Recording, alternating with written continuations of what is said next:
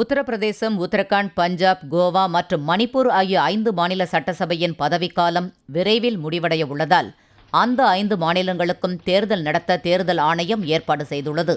இதுகுறித்து டெல்லியில் செய்தியாளர்களிடம் பேசிய தலைமை தேர்தல் ஆணையர் நசீம் ஜைதி, உத்தரப்பிரதேசம், உத்தரகாண்ட், பஞ்சாப், கோவா, மணிப்பூர் ஆகிய 5 மாநிலங்களில் மொத்தம் 690 தொகுதிகளில் வாக்குப்பதிவு நடத்த ஏற்பாடு செய்யப்பட்டுள்ளது என்றார்.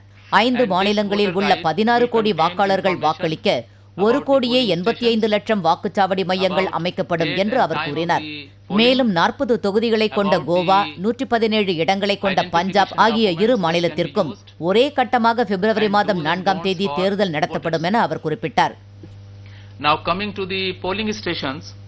இதேபோன்று 71 தொகுதிகளை கொண்ட உத்தரகாண்ட் மாநிலத்திற்கு ஒரே கட்டமாக பிப்ரவரி 15ஆம் தேதி தேர்தல் நடைபெறும் என அவர் கூறினார்.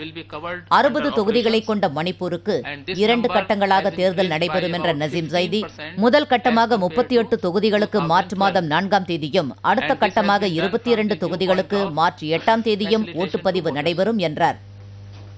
All polling stations will have assured minimum facilities. 403 தொகுதிகளை கொண்ட உத்தரப்பிரதேச மாநிலத்திற்கு 7 கட்டங்களாக தேர்தல் நடைபெறவுள்ளதாக அவர் கூறினார்.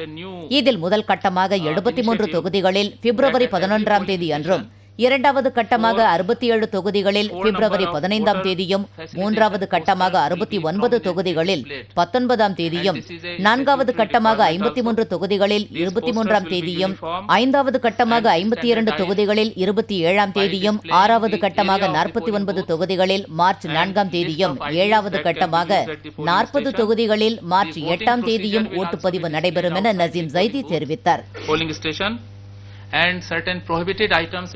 5 மாநிலங்களிலும் பதிவான ஓட்டுகள் அனைத்தும் மார்ச் 11ஆம் தேதி ஒரே நாளில் எண்ணி முடிவுகள் அறிவிக்கப்படும் என்றும், தேர்தல் அறிவிப்பை தொடர்ந்து 5 மாநிலங்களிலும் தேர்தல் நடத்தை விதிமுறைகள் உடனடியாக அமலுக்கு வருவதாகவும் நசீம் ஜைதி கூறினார்.